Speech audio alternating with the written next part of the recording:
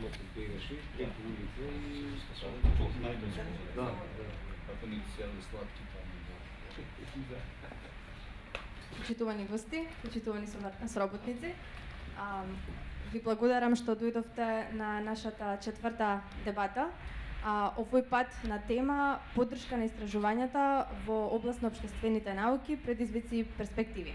Оваа дебата ја организираме во рамките на регионалната програма за поддршка на истражувањата во Западен Балкан и програмата во Македонија ја имплементира Фондацијата Отворено општество Македонија. Ако на нашите претходни три дебати некако ја начнавме темата која ја регулира оваа област во однос на законската регулатива, Законот за високо образование, Законот за научно-истражувачка дејност, денеска некако ни се наметна спонтано потребата да дискутираме за реалноста, односно како теоријата е имплементирана во пракса во смисла која е реалната институционална поддршка која истражувачите и научните работници ја добиваат во своите секојдневни активности, во исполнувањето на своите секојдневни обврски и задачи. Кои се предизвиците со кои се соочуваат, кои се можните решенија и кои се перспективите во оваа истражувачка област. Проекти од типот на регионалната програма за поддршка на истражувањето се од огромно значење, од огромна важност, како во Македонија, така и во регионот. Подобрувањето на животниот стандард преку, во нашиот конкретен случај, поддршка на истражувачите, на јакнење на истражувачките капацитети и поддршка на истражувањето е од особена важност. Меѓутоа, тука се наметнува прашањето колку оваа поддршка без реална институционална поддршка може да обстои. Од тука, со жалење можам да констатирам дека нашите напори да ги анимираме клучните институции кои што ја дефинираат оваа област, Министерството за образование и наука, Парламентарната комисија за образование, спорт и наука, образование, наука и спорт, некако не успеваме да го привлечеме нивното внимание и да бидат дел од денешните говорници, иако покани беа за тоа испратени. Меѓутоа, на наше задоволство, денеска имаме тројца релевантни говорници, кои што прифатија да ги споделат своите професионални искуства денеска со нас. Јас меѓу вас исто така гледам истражувачи, луѓе од научната фела, кои што сигурна сум дека исто така секојдневно се соочуваат со предизвиците кои што ги носи нивната работа. И затоа се надевам дека преку пренесување, споделување на вашите конструктивни видувања и забелешки ќе ни помогнете да ги лоцираме овие предизвици, да понудиме решенија и на некој начин да придонесеме за унапредувањето на квалитетот и постојаноста во област на истражувањето во општествените науки. Јас не би должела многу, би дала збор на нашиот модератор Билјана Јовановска да ни ги представи гостите и да не воведе во темата. Само кратко да кажам дека снимка од оваа дебата ќе можете подоцна да најдете на веб страната на фондацијата и на веб страната на програмата. Билјана, повелете. Почитувани присутни, добар ден. Сите учесници на денешната дебата ви се вам познати колеги и блиски, меѓутоа како што е редот ви ги представам. Професор Снежана Димич-Сатировска од Балканскиот меѓународен универзитет од Скопје, професор Петар Атанасов од Институтот за социолошки и политичко-правни истражувања Скопје и магистер Ирена Цветковиќ, млад истражувач. Бидејќи млада професија е врзана за пишување, јас сепак си го напишав ова за сега случај. Пред да ја почнеме дебатата, сакам да кажам некои мои согледувања од моето досегашно искуство. Како новинар кој долго време ги следел проблемите со кои се соочуваат научните институции, професорите, студентите, постдипломците и истражувачи, видов на различни ставови и мислења во однос на корисноста и третманот на општествените науки. За жал, последните години кај нас состојбата воопшто не е розова и на оваа тема главно се соочуваме со молба, пред се од универзитетската и стручната јавност. Подготвени за разговор едноставно нема. Представниците на власта молчат по обичај, а кога сме кај државните институции, пред се мислам тука на Министерството за образование и наука, ама и она за финансии без кој не се може, зашто наука без пари нема, се дојува впечаток дека финансиската поддршка не изостанува. Ама тоа е сосема спротивно во пракса и тоа е само нивна декларативна заложба. Во пракса, како што вам најдобро ви е познато, се случува спротивното. За истражувачки проекти од оваа област парите се доделуваат на лажичка и што е уште пострашно многу ретко. Покрај декларативни заложби на власта, паралелно со тоа се погласни се и неофицијалните тврдења дека општествените науки со исклучок на економските денес не се корисни, дека чинат премногу скапо, дека создаваат армија на невработени. Па без претерување може да се каже дека се создава лажна слика и неповолна клима за развој на овие науки. Кога се зборува условно речено за практичноста на општествените науки, таа најчесто се прекршува врз младите, ама и врз сите научно-истражувачки работници на универзитетот и во него. Уште во старт, сега ќе се осврнам само накусо на младите. Уште во старт, кога младите се определуваат за последипломски студии, идуваат на обесхрабрување и на дилеми. А дали да ги следат своите интереси, афинитети и желбата да придонесат во развојот на општествените науки, или да бидат прагматични. И најчесто, за жал, тие се одлучуваат да бидат прагматични, прават компромиси и се определуваат за нешто кон што апсолутно не имаат афинитети, типи ништо, ама во моментот им е поинтересно. Во прилог ново води и фактот дека во Македонија веќе неколку години на прсти може да се избројат оние кои добиле стипендии за постдипломски студии или за научни проекти на некои од универзитетите во Македонија, ама наспроти ова се соочуваме и со нешто друго, дека странските амбасади на големо им нудат стипендии за наша среќа на нашите македонски академци за стекнување на повисоки научни звања во странство. Од ваквиот третман произлегува дека Република Македонија, поточно државните институции, во подолг период ги маргинализираат општествените науки и така го попречуваат развојот и го стеснуваат просторот за научно-истражувачка работа. Сега нам ни останува дилемата дали тоа се прави со некоја намера или не.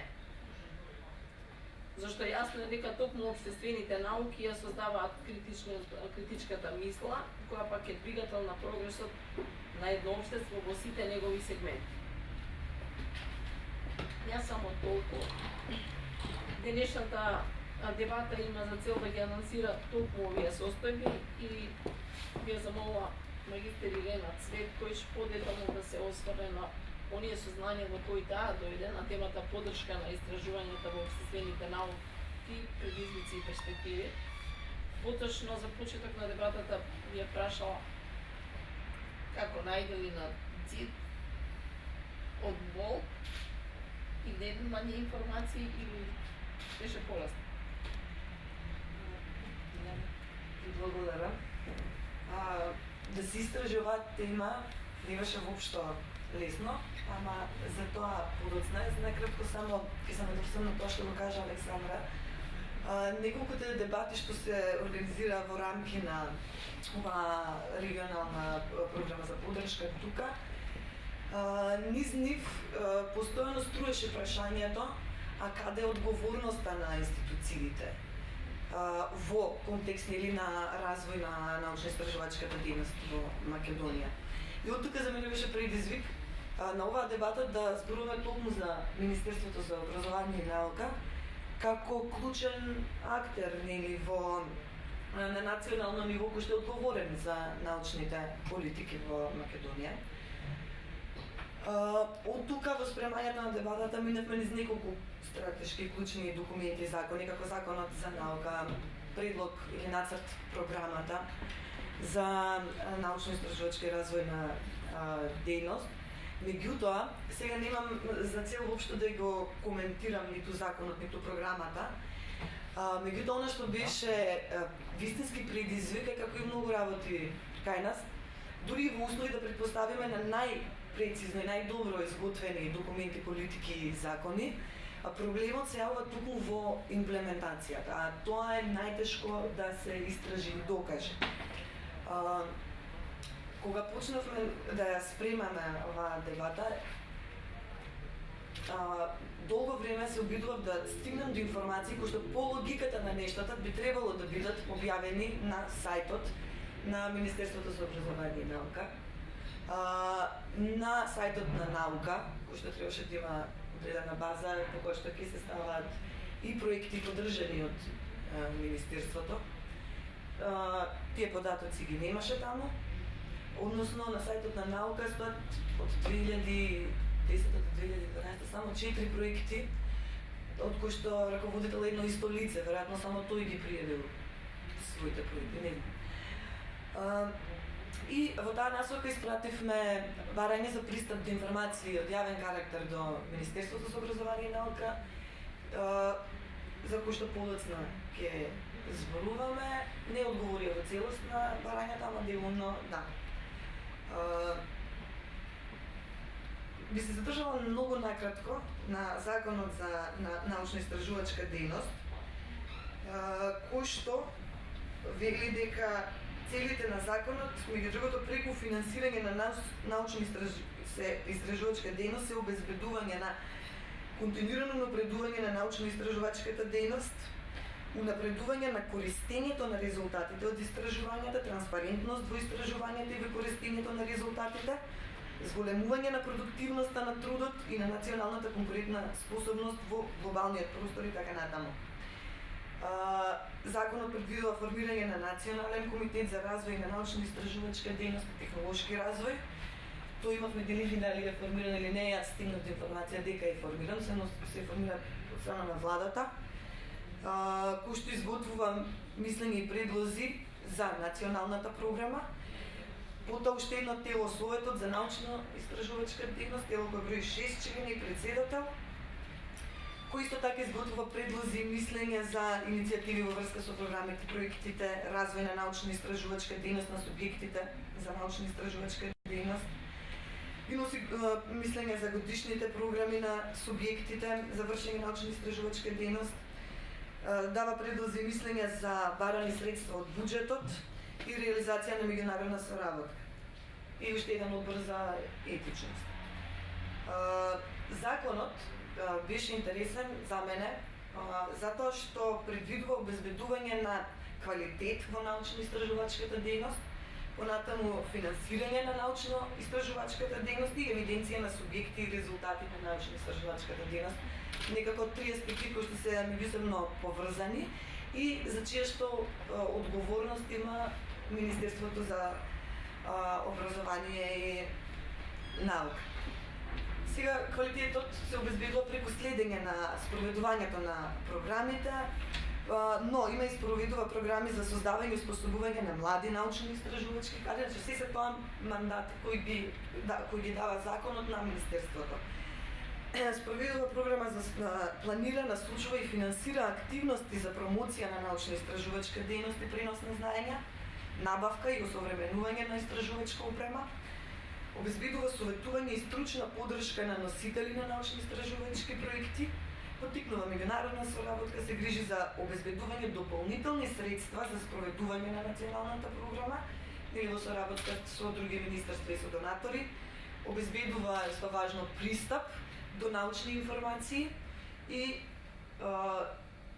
ја информира јавноста за остварувањето на научно-истражувачката дејност, која што во првиот момент веќе се случило со неисполнувањето барем на ова.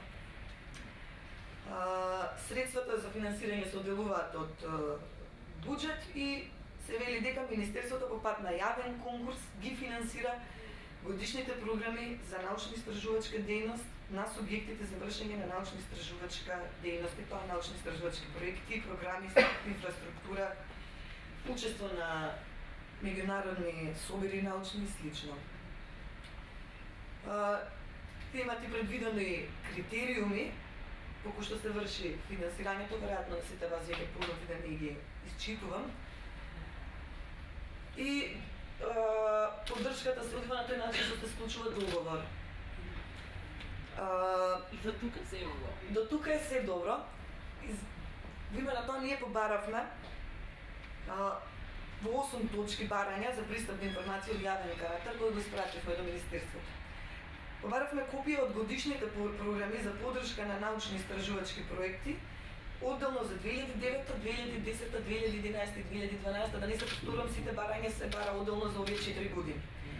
Копија од објавени конкурси за поддршка на научно-истражувачки проекти, копија од побараниот буџет на поддржаните научно-истражувачки проекти за овие 4 години, статус на поддржаните научно-истражувачки проекти, дали е затворен, завршен, во тек, откажен и слично, број на млади истражувачи кои што се вклучени во научно-истражувачките проекти од општествени науки за овие 4 години, поддржање на годишните конкурси, префрлена сума од Министерството за образование и наука до договорената страна, одделно за овие години, листа на селектирани или поддржани научно-истражувачки проекти во рамки на годишните конкурси за поддршка на научно-истражувачки проекти за 4 години и копија од договорите.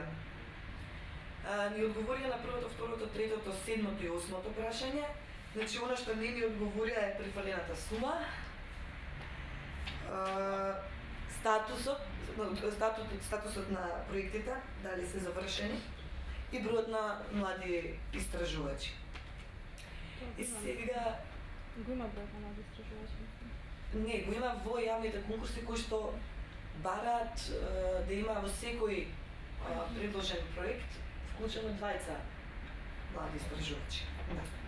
Но конкурсот од 2011 е токму за млади истражувачи. Сега, годишните програми се однесуваат на јавните научни установи и единици насочени кон наука, научни институти кои што не се во склоп на УКИМ, при државните универзитети, значи кои што во тековната година учествуваат на овие конкурси за финансирање на годишни програми. Во јавните конкурси за финансирање на проекти стои дека овие институти, доколку финансиски се поддржани со годишната програма, немаат право да учествуваат на јавните конкурси. Сега, од бараните годишни програми, Министерството ни одговори дека тие финансирале од овие 4 години 2009 и 2010, 2011 и 2012 финансиски не ги поддржале годишните програми на научните институти. Ово го спомнувам затоа што кога побаравме и во однос на распишаните конкурси, одговорот е дека во 2009 и 2012 не се распишани конкурси за финансирање на научно-истражувачки проекти. Конкурсот од 2010 е распишан, селекцијата е завршена, договорите се подпишани, а конкурсот од 2011 е се уште во тек, што значи дека 2 години трае конкурсот за аплицирање. И се ова го спомнам затоа што во однос на научните институти се создава некој вакуум период од 2 години во кој што тие ниту се финансирани преку годишните програми, ниту имаат можност преку овие конкурси, затоа што тие 2012 не се држани, 2011 исто така се уште е во тек. Значи 2 години се без финансиска поддршка од страна на Министерството за образование и наука. И од тука не зачудува, пред неколку месеци излезе во медиумите Институтот за старословенска култура во клиничка смрт од Прилеп. Тие велат дека се буквално на чекор од затворање на институтот, токму заради тоа што Министерството не одделува пари за нив. Не само што не одделува пари за кој што ќе се бави со она што му е мандат, односно научно-истражувачка дејност, за жал се соочуваат и со недостиг на кадри. Значи, се според изјавата во моментот од минимум 30 работат 11 научни работници За една година тројца ќе се пензионираат, а по 7-8 години ќе останат само тројца. Не можат да вработат млади кадри, така што ова е веројатно еден, можеби најрадикален случај. Не верувам дека и другите научни институти се во нека исклучително добра позиција. И сега во однос на јавните конкурси за финансирање на научно-истражувачки проекти, повторно состојбата е слична. Кажав, во 2009 и 2012 овие конкурси не се распишани. 2011 е во тек, тој можеме да го забораваме во моментов. А она што ми остана мене е единствено конкурсот од 2010.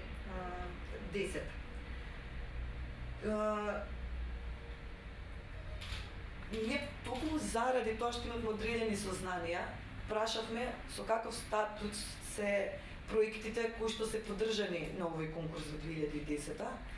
Кажав дека одговор не добивме, но испративме писмо, се обративме до оние кои што биле селектирани и поддржани, до каде се со нивните истражувачки проекти и кога можеме да ги очекуваме резултатите. Добивме идентичен одговор од оние кои што ми одговорија дека нивните проекти се стопирани заради тоа што не им се исплатени бараните средства од страна на Министерството за образование и наука. Во различна фаза, некои се со собрани податоци, па чекаат средства да се обработат и публикуваат, некои се понапред, некои поназад, но во принцип она што е суштината на поддршката од страна на Министерството на вакви научно-истражувачки проекти, а тоа е ефектите кои што овие истражувања ќе ги имаат понатаму во нашето општество, е невозможно затоа што ги немаме завршено и оној единствен конкурс кој што постоја. И сега од Министерството за образование и наука ни одговорија дека не можат да не ги дадат резултатите од овие проекти затоа што се тоа двугодишни проекти и се во тек од 2010. Но кога ќе ги видите договорите, ќе видите дека во договорите стои дека реализирањето на проектите е на почеток до 31.12.2011 година, кај најголем бројот од овие договори, само еден дел од нив завршуваат до 30.9.2012, но на договорите потоа следуваат анекси кои што ја поправат ситуацијата, која што е малку небулозна затоа што договорите се подпишани на 26.7.2010, а во договорите стои дека проектите ќе започнат со реализација од 1.1.2010. И потоа во анексите се поправа ова ситуација, па имаме сега проектите започнуваат од 1.10.2010, а завршуваат 30.9.2012. Че дури и во овој случај, бидејќи сега сме 11 месец 2012, треба веќе да се проектите завршени, публикувани и да е конкурсот затворен. Друго што предвидуваат овие анекси е намалување на сумата. Првичните договори изнесуваат 1.200.000 денари, а висината на средствата за првата календарска година изнесува 600.000 денари. Во анексите тоа се менува, значи вкупниот сума сега е 600.000 денари, а првата календарска година сумата изнесува 75.000 денари. Можеби заради ребалансите на буџетот, не знам зошто, но се намалува и она да речем финансиска поддршка која што ја добиваме. Имаме што е време? Да. Од тука, консултирајќи ја ова нацрт програма за научно-истражувачка и развојна дејност во Република Македонија, само да спомнам дека ова е важно да го кажам, затоа што една од темите се перспективи и предизвици и навистина мислам дека со оваа дебата можеби ќе успееме и да придонесеме кон овој документ и да на некој начин да дадеме некакви препораки, значи да бидеме и ние корисни. Националната програма за научно-истражувачки развојна дејност од 2012-2016 уште е во нацрт фаза, не е влезена во собрание. И од тука сметам дека имаме на некој начин барем минимум отворена врата за реакција. Оваа програма наистина наликува на стратегија, ние во разговорите несвесно си ја кажуваме како стратегијата не личи на програма, личи на стратешки документ кој што е прецизно вака направен, дава една убава, една прецизна слика на состојбата на научната реалност во Македонија. Во неа стојат податоци, например, дека македонските научници имаат најмал број на објавени трудови во меѓународни научни списанија и публикации, кој што се зема како сериозен индикатор за ниското ниво на научно-истражувачки развојна дејност. И она што го предлага оваа програма е интензивирање на активностите за унапредување на условите за научно-истражувачка работа, кој што ќе резултира со добивање на резултати кои ќе бидат компетитивни за објавување во референтни меѓународни списанија. Во тој контекст важно е да го споменеме и опремувањето на лабораториите на македонските истражувачки капацитети со софистицирана опрема. Во програмата се нагласува потребата од опремување врз трајна основа на библиотеките во институциите со современа странска литература и релевантни научни и стручни списанија. Понатаму се вели дека бројот на вработени во научно-истражувачка дејност во Македонија е најмал во однос на сите земји од Западен Балкан. Оно што го предвидува оваа програма е дека ќе обезбеди не само проста репродукција на научно-истражувачки кадар, туку и проширување на научно-истражувачката база со нови вработувања во научно-истражувачките институции, изголемени вложувања во научно-истражувачки проекти кои ќе вклучуваат млади истражувачи, финансирање на истражувањата во рамки на докторски и постдокторски студии, стимулирање на стипендирање на млади истражувачи од страна на бизнес секторот и слично. Сакам да кажам дека оваа програма колку е вака добро да звучи, кога ќе ја согледате реалноста, делува премногу претенциозно. Нереално и не знам како би зборувале за нови вработувања во услови кога дури ни простата репродукција на научно-истражувачки кадар не се одвива во одредени институти. Луѓето одат во пензија, не се вработуваат нови луѓе кои што ќе ги заменат на тие позиции. Од тука само краток коментар пред да завршам во однос на програмата, мислам дека после ќе имам уште малку време. Е дека како што кажав, наликува на стратегија и во неја се користат застарени податоци до 2008. За да се донесе една релевантна стратегија, ако го перцепираме овој документ како стратегија, ако решиме дека тоа е во моментот исто така потребно, да се ажурираат податоците, не од 2007, туку од 2009 барем до 2011. Друг проблем е што оваа програма уште не е ни усвоена, а 2012 година е веќе на крај, така што стратегијата би требало сега да го опфаќа периодот 2013-2017, а од овој стратешки документ понатаму да произлезат годишни програми. Акциониот план за имплементација во оваа програма е исто така налик на груба апроксимација. Сега, ако овој документ е стратешки, тој може да вклучува листа на активности со носители, а финансиските импликации би можеле, тоа е нека моја препорака, да се проектираат со годишните планови за имплементација, затоа што кога ќе ги видите, едноставно како читател не сте убеден дека буџетските средства планирани за овие активности ќе се обезбедат. Дури и кога во јавноста со секој носење на буџетот во јавноста навистина помпезно се најавуваат големи средства во науката и тоа останува како слика, ама со ребалансот на буџетот огромни средства се кратат токму од буџетот на наука.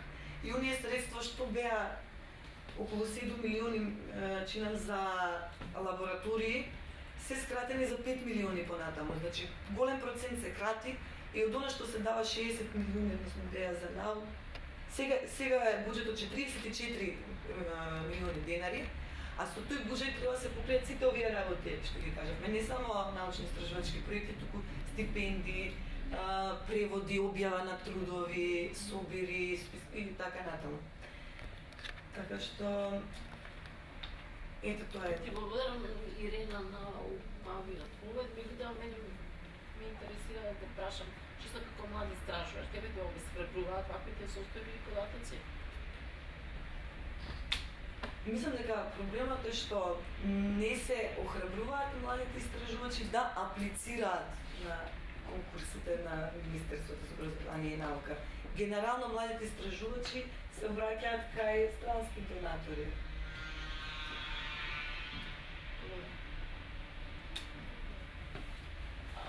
Професор Снежана Билич, сатироста, мислам дека е баш онака доста провокативен соговорник на оваа тема, затоа што 20 години од своето работно искуство го помина токму во Министерството за образование и наука, каде што беше фокусирано токму на наука.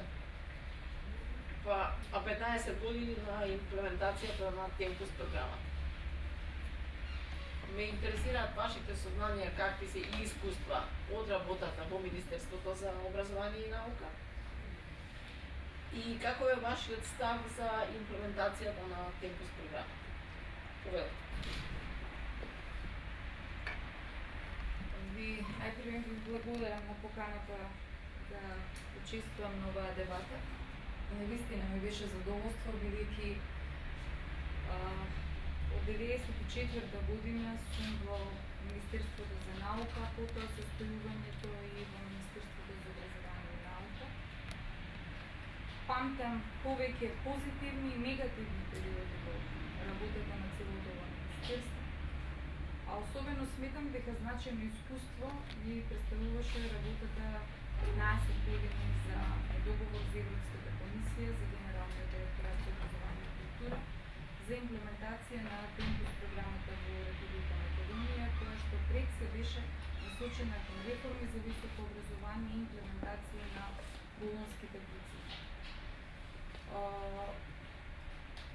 Можам да кажам дека состојбите во Министерството за образование и наука се движеа во една позитивна нагорна состојба, доста мирна, до некоја 2005-2006 година, каде што во секторот за наука постоеше континуитет на годишни конкурси, годишни одлуки за финансирање на проекти, исплата на средства, каде што секторот за оделението за национални истражувачки проекти беше водечка и носечка единица во секторот. Тука морам да напомнам, кога веќе беше спомнат и буџетот и така натаму, дека генерално секторот за наука не е само сектор за наука, туку тоа е сектори за технолошки развој и за техничка култура. Што значи дека има уште два дополнителни сегменти кои што се регулираат со два одделни закони. Законот за технолошки развој, тоа се во суштина апликативните истражувања кои што ги имаме и Законот за техничка култура, под кој што се наоѓаат сите оние се регулира дејноста на нашите центри за техничка култура. Исто така, во моментот можам да кажам дека оно што е најактуелно во секторот за наука, тоа е оделението за рамковните програми за НАТО со работката со Југоисточна Европа, затоа што во периодот после 2006 година, кога престана регуларната исплата на овие национални буџетски средства за проекти, а исто така и за млади истражувачи, и поддршка и учеството на конференции, фокусот беше кон меѓународниот аспект, бидејќи единствено тука имаше живи пари и навремени исплати на проекти. Се случија неколку, да кажем, министритни конкурси и неколку промени на министри, промени на влади, промени на министри, кои што сите тие не доведоа да се донесе одлука, финална одлука за финансирање на национални проекти. Значи конкурсите се дополнуваа, се поставуваше прашањето кој ги евалуира овие конкурси, кој вака ги рангира. Секогаш имаше незадоволни страни во целата работа, голем број на приговори и настана еден одреден вакуум за да во 2008 година се појави новиот закон за научно-истражувачка дејност, затоа набргу потоа се појави измена на законот за научно-истражувачка дејност, кој што де факто беше усогласување со законот за високо образование, кој што во целост законот за високо образование ја рефлектира болонската декарелација и новиот систем на организација и работа на универзитет. Тука настана ни една промена во тековниот закон од 2008 година, една завршна одредба во Законот за научно-истражувачка дејност, која што направи една промена, а таа промена беше пред се предизвикана од Законот за високо образование. Тоа е интеграцијата на Универзитетот Свети Кирил и Методи и интеграцијата на Универзитетот Свети Климент Охридски во Битола, кој што до Законот во 2008 за високо образование функционираа како дезинтегрирани, односно асоцијации на факултети. И тоа нормално направи апсолутно интеграцијата на универзитетот во едно правно лице, предвидуваше да освен факултети, во својот состав универзитетот има и научни единки кои што се насочени по наука, односно научни институти. И така, оние 14 поранешни јавни научни установи кои што беа финансирани од програмите и за наука и кои што беа главна дејност на секторот за наука, беа поделени. Половината од нив, кои што во принцип има апликативна дејност, стана единици насочени кон наука во состав на универзитетите Кирил и Методи Климент Охридски и остана во суштина 7 единици като јавни научни установи кои што се од национален интерес за државата. Тоа е Институтот за старословенска култура, Институтот за национална историја, за фолклор, се формира и нов институт за албанското културно наследство, значи Хидробиолошкиот завод во Охрид, кои што требаше да продолжат со финансирање на програми, како што претходно беа сите 14 институти финансирање, значи тоа се институти тука за македонски јазик и така натаму, кои што не можеа така беа прогласени како институции од национален интерес и кои што не можеа на меѓународниот пазар да бараат пари за проекти за нивно преживување. Но таа последна одредба очигледно не беше во финансискиот дел на Законот за наука предвидена и настана вакви некакви комешања, недоречености на самиот закон и така натаму. На жалост тие институции ден денеска, значи како што слушам, јас веќе 3 години не сум во Министерството за образование и наука, значи како што веќе слушам, тие немаат средства, што значи се доведени на буквално предклиничка смрт, затоа што немаат средства за исплата на грејење, немаат средства за исплата на струја, на вода, на комунална дејност, на канцелариски материјали и основните средства за работа. Исто така, вработувањето е проблем, бидејќи се тие дел од буџетските работници, односно државните службеници за кои што е потребна согласност дури за привремено, при за трајно вработување од Министерството за финансии.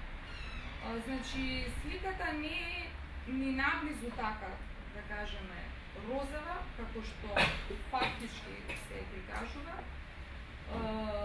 Проблемот е доста суштински и доста длабок, кој што пред се не знам дали би се нашол промената на законот драстично нешто би променило, меѓутоа пред се проблемот е во финансии. Во финансирањето на сето она што е предвидено во закон. Морам да напомнам дека многу долго време, од 2008 година, законот не беше поставен во функција онака како што законодавецот го замисли. Со сите негови тела, значи Советот за наука се формира во 2010 година и тој се формира благодарение на притисокот на научно-истражувачкиот кадар дека ние немаме ниту програми за јавните научни институции, установи одобрено, ниту пак национални научно-истражувачки проекти.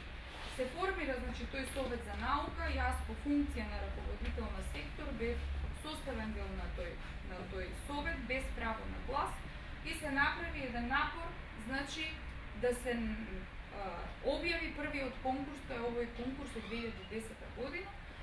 И во тоа време, значи, без да се направи вистинска проценка, значи, колкави се буџетските средства и реалните можности на Македонија, се донесе одлука да сите науки, сите проекти, без оглед на која наука, припаѓа, дали се тоа природни, биотехнички науки, дали се медицински и така натаму, вклучувајќи општествени и хуманистички, се финансираат со една сума од 6.000 денари годишно, односно 1.200.000, што понатаму се покажа, во суштина и во разговорот на Ирена, се покажа дека тоа е превисока сума која што државата во овој момент не може да исплати и токму тоа е причина зашто и проектите не се во суштина се уште во тек на реализација. Понатака се случуваат некои други работи во Министерството за образование, некои нови, да кажеме, иницијативи и кон она што сакам да го кажам, што де факто многу доцна се формира оној национален комитет кој што за развој, за научно-истражувачка развој, кој што еве како што последните сознанија на Ирена кажуваат, негов претседател е министерот Панче Кралев, што значи дека е формиран во последните 6 месеци или година дена. И токму тука доаѓа прашањето со оваа фамозна национална програма за научно-истражувачки развојна дејност, која што во академската и научната средина се вика стратегија и секаде циркулира писмо дајте мислење за стратегијата помеѓу ректорите зборува, значи него комуникацијата на Министерството, која што во моментот е направена веројатно во 2010-2011 година, но носи наслов Национална програма за научно-истражувачки развојна дејност во Република Македонија 2012-2016, затоа што законот зборува за национални 4-годишни програми, кои што потоа ќе бидат операционализирани преку годишни програми. Инаку да напомнам само дека и буџетот за наука, по донесувањето на буџетот, во текот на месец јануари мора да се донесе годишна програма за наука, за да може да се отпочне со реализацијата на буџетските средства. Значи се чека да помине буџетот на собрание, потоа се носи годишна програма и така. Наместо оваа програма да биде подготвена како оперативна програма и истонека како што и предвидува законот, што веќе ни читаше Ирена, како еден сублимат на реалното состојбе и што ќе се финансира и поддржи со тие годишни програми, како сублимат за еден 4-годишен проект, програмата е направена во функција на стратегија, пред себе можела да кажам среднорочна стратегија, затоа што кога ја читате програмата ќе видите дека настанува спој помеѓу две крајни состојби. Првата е тековната состојба со науката, научно-истражувачката и развојната дејност во Македонија, која што, како кажа Ирена, ги обработува податоците до 2008 година, кои што покажуваат како процент од бруто домашниот производ опаѓање од вложувањето во наука, а од друга страна имате спој на она што се бенчмаркови поставени од Европската комисија за развој на науката, во кој што се бара до 2020 година издвојувањето од бруто домашниот производ да бидат 3%. Значи, кога веќе имате покажување на опаѓање на процентот од бруто домашниот производ од значи да спомнеме 2001 година, јас не знам дали да, значи кога зборуваме за процентот за одвојување во научно-истражувачка дејност, можеме да кажеме дека тоа е формирано од три аспекти. Едните се буџетските средства, вторите се вложувањата во бизнис секторот кои што ги црпиме преку Законот за технолошки развој, и третите се високото образование, затоа што сега според Законот за високо имаме болонски систем и вложувањата во втори и трет циклус се сметаат како дел од наука. Значи ќе видиме дека во 2001 вкупниот бил процент 0,32, па потоа 2002 опаѓа на 0,26, 0,22, па 0,25, 0,24, 0,21, за да завршиме со 2008 година со 0,22%, а да самата вкупно како процент од БДП од сите овие три сегменти, она што во продлабочената анализа е позитивно, што зголемувањето од бизнес секторот во наука расте, што значи дека се појавуваат мали фирми, компании кои што се заинтересирани за имплементација на нови технологии. Но вложувањето во одиниот сектор се во опаѓање и она што предвидува самата програма, што во суштина е нереално и што во суштина треба да и даде анализа на оваа програма, една рамка на среднорочна национална стратегија, можеби 10 годишна за Македонија, што предвидува да зголемени вложувања во бидат до 1,8% од бруто домашниот производ од 2020 година, односно 1% во 5-годишниот период, што јас не знам како би се постигнало ако вкупното вложување би е 0,22, дека вие во наредните години ќе имате 1%.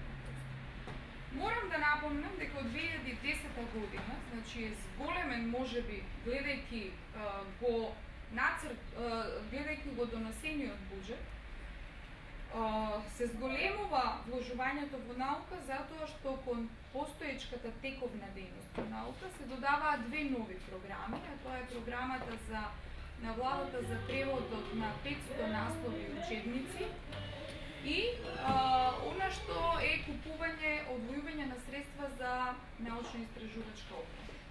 Значи, овие два големи владини проекти токму се финансираат од секторот за наука.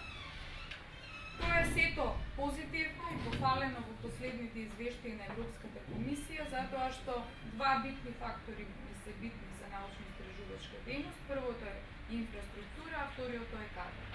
Ние, на жалост, вложување во кадарот, тука немаме многу што да се похвалиме, затоа што без национални научно-истражувачки проекти и средства во таа област, не може во суштина да правиме надградба на научно-истражувачкиот кадар и без вакви ограничувања во обработувањето на младите истражувачи.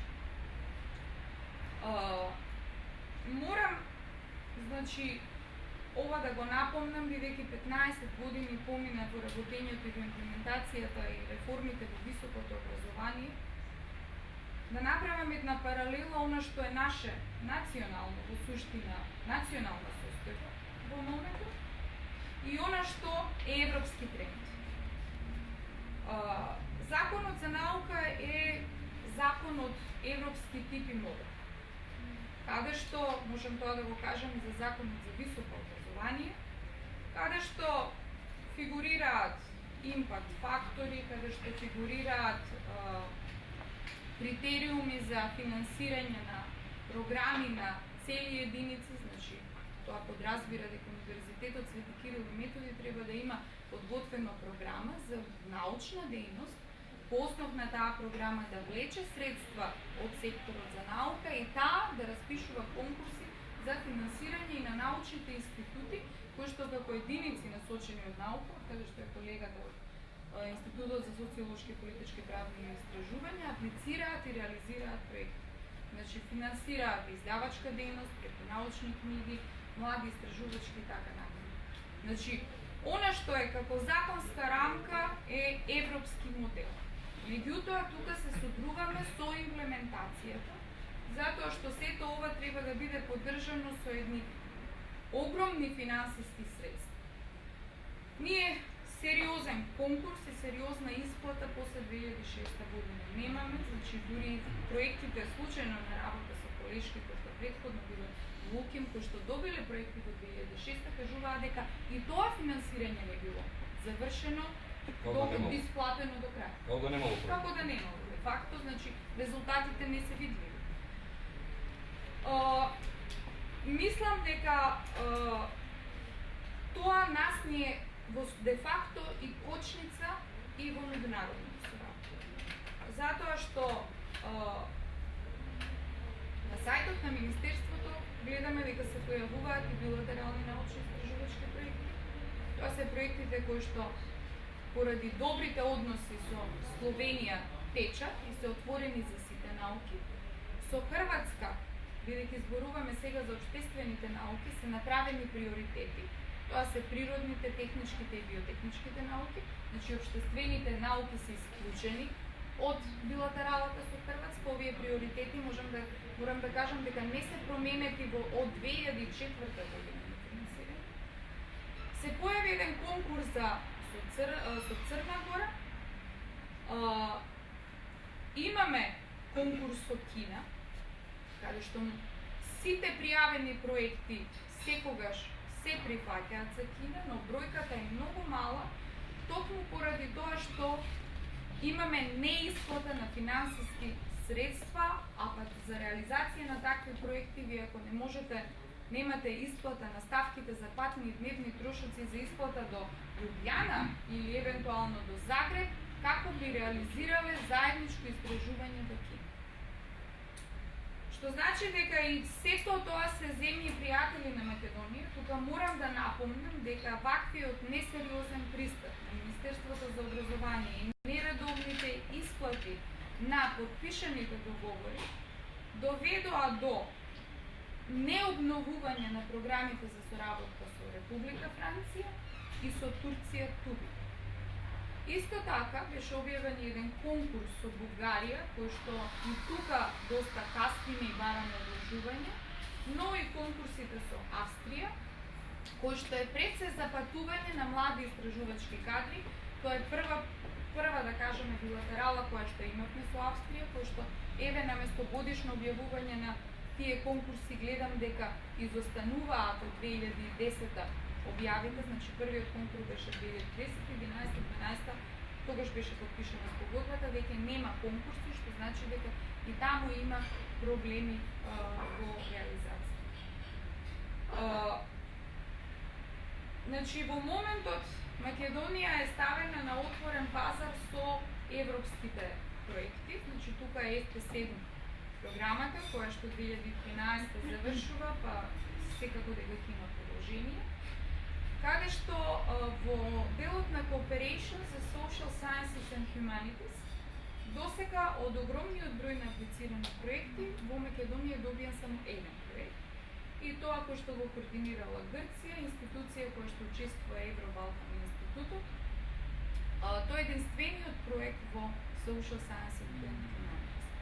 Кога ќе го поставиме сите науки, сите подрачја од науката во FP7 програмата, ќе видиме дека successful rate на Македонија во тие програми е некаде 13%, што е приближно околу тој некој европски, да кажеме, модел.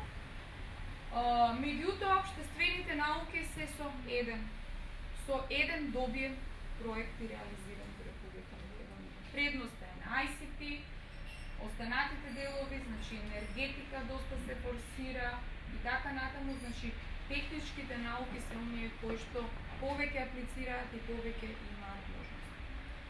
Без сериозни вложувања во национални во науката и национални научни истражувања, вие не можете ниту да конкурирате на меѓународен пазар. Со кои резултати ќе излезете таму? И секој ве прашува што работите дома.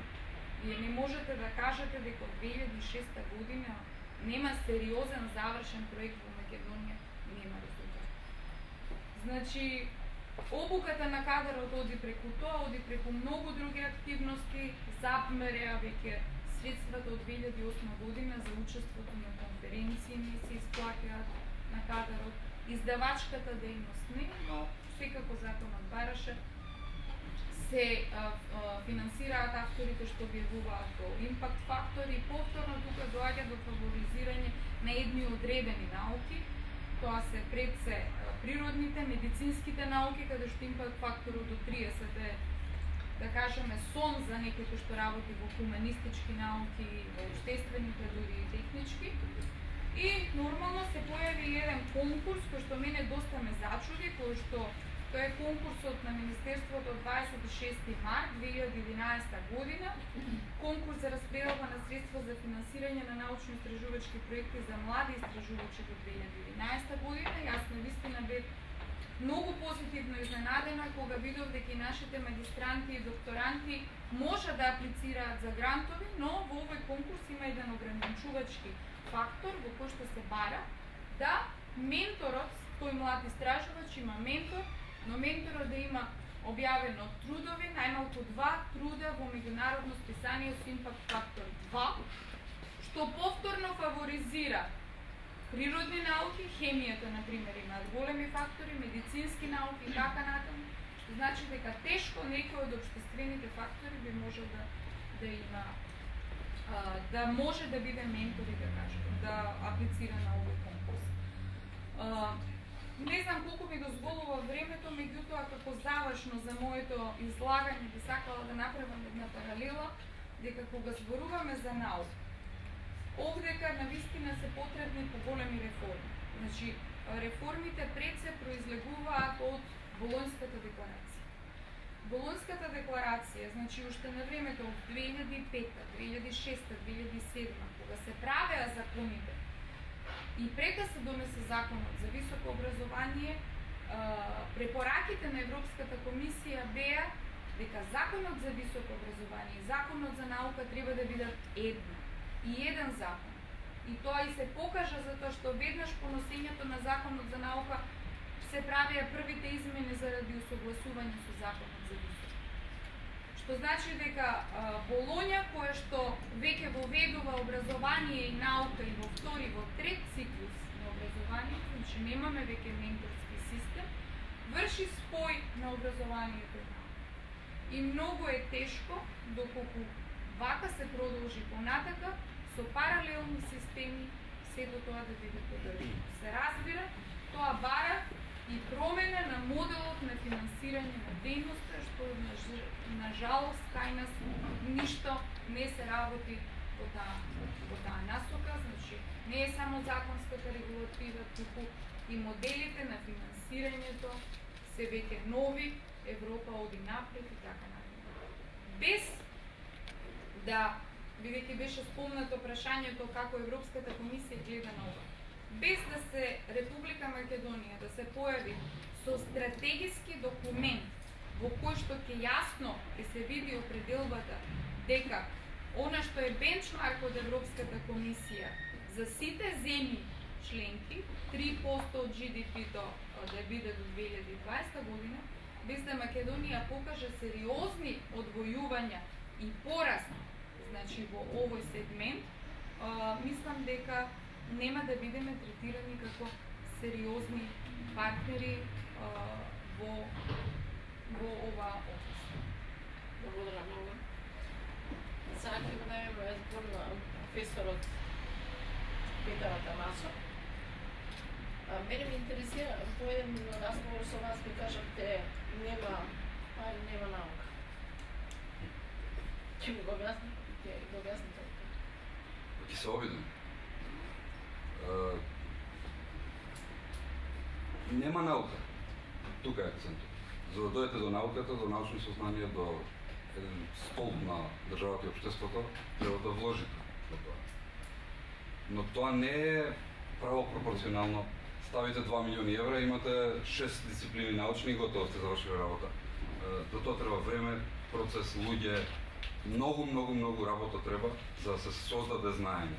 А ќе се обидам барем во ова време што го имам тука да објаснам што е, барем моите погледи, инаку темата јас би ја наследил како абсурди и контрасти во во научната дејност, а јас доаѓам од производството.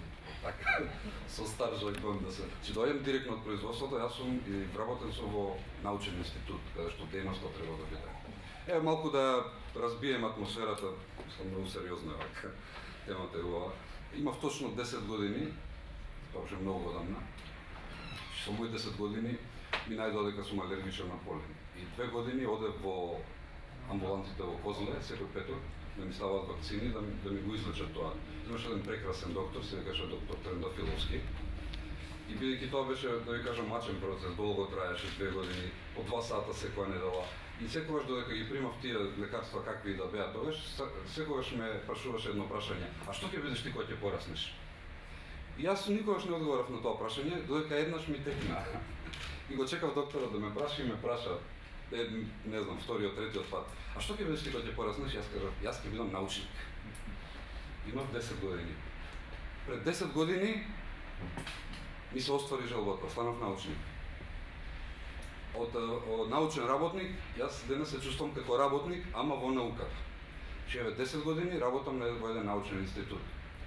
Има многу што да зборувам и да кажувам. Да почнам да се обидам од некои работи, еве да кажувам добрите и лошите вести, нели имаме два вида вести секогаш.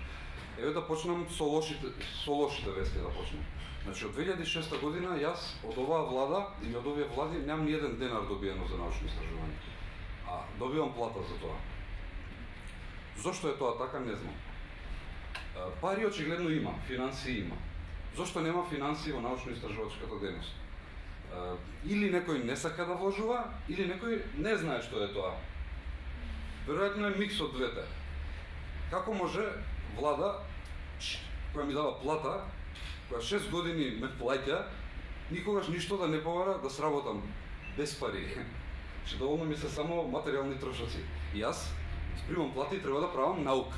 Че никогаш во овие 6 години нити еден денар не е влезен барем во мојот буџет за наука. 3-4 години бев ентузијаст, ги пополнував тие што ми ги даваат вашите колеги од министерство и пишав: сакам за оваа публикација средства, сакам за конференција, сакам за проекти, ама неповратен одговор. Никогаш никој ништо не кажал во врска со тие апликации, ги пополнувавме 3 години поред. Мислам, што да ви кажам, шлајф ми пополнуваш, никогаш ништо не сум добил. Што друго да ви кажам? Бев еден од оние професори што не исполнуваше оние за ментор и ме фати инат, додуша ги омекна овие, како се вика, критериумите за импакт факторот, ме фати инат, со овие критериуми сега важечки, јас објавив 5 труда, доволно ми се 3 во овој момент, и моите веќе 2 месеци имам поднесени документи во тоа тело, не знам како се вика, за евалуација и координација и одбор, не знам зашто се беше. Значи 2 месеци немам одговор. Че имам исполнети услови и имам предмети и на докторски студии по политички науки и по социологија. Немам никаков одговор. Колку траат процедурите, не знам. И да, многу лоши вести имам. Можам да бројам. Јас никогаш не сум објавувал негде, да викам: ово има тројка, двојка, никогаш не сум гледал каков импакт фактор има. Да ви кажам сега добрите вести. Добрите. Има добри вести. Убава дејност ја сакам. Еве добри вести. Во овој момент сум член на еден проект кој е финансиран од британското Министерство за развој, кој се вика Justice and Security Research Program, кој е еден меѓународен борд. Јас сум еден од главните координатори за Балканот. 2 години се боревме да го добиеме, сум интегрален дел од тој борд таму, че 2 години се беше борбата да се добие тој проект од британското министерство. После 2 години се доби проектот и беа колегите разочарани, буџетот од 7 милиони фунти им го смалиле на 5 милиони фунти. 3 месеци беа стресови. Че можете да замислите што е. Мојата желба беше Балканот да биде тема на расправа и да се добие посебен буџет.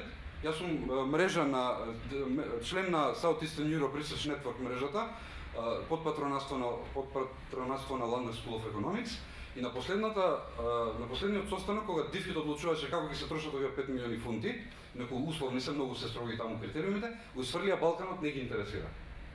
Че јас имав покана ова лето у Уганда додам да истражувам, со каков сакам буџет, и сега моментално имам отворена покана за Ист Тимор. Не знам уште за Филипини која ќе ме покана. Во Уганда одбив додам. Дали ќе успеам преку овој проект да добиеме за Балканот нешто да одработиме, тоа беше идејата, во кој беа договорите дека мојот институт ќе биде координатор, не знам. Во Во овој момент, втора вест добра, имам отворена покуна или ме понудија да напишам статија за International Journal of Human Rights. И јас пред една недела одбив. Кога ми праша зошто одбивате да напишете тематско списание за Балканот, и се појави за една година најдосна, затоа што немам време, затоа што немам ресурси, затоа што не можам да го направам тоа што го барат. Че јас добив еден мејл од 2 страни во кој они ми убедија дека јас треба да го напишам тоа и дека они не се откажуваат од мене. Ја вчера прифатив да го напишам тоа, но ми дадоа 3 месеци, ме замолија и ме прашаа што ми треба да го направам, каква подршка сакам, и мој текст ќе се појави за една година таму. Во овој момент сум член на бордот и мојот прв текст е објавен во едно меѓународно списание, не знам каков импакт фактор ќе добие со тек на време, се вика вака European Journal for Political Attitudes and Mentalities под патронатство на Универзитет од Букурешт. И таму сум и во бордот, и веќе ми е објавен текст на интернет, и така натаму, и така натаму. Моите колеги од Белград, еве добив покана пред неколку дена, имаат редовна, вака века, Универзитетот од Белград, Филозофски факултет, има Институт за социолошки истражувања. Значи на 7 и 8 декември имам отворена покана да додам, сакам да зборувам, сакам да слушам, да се дружам со нив.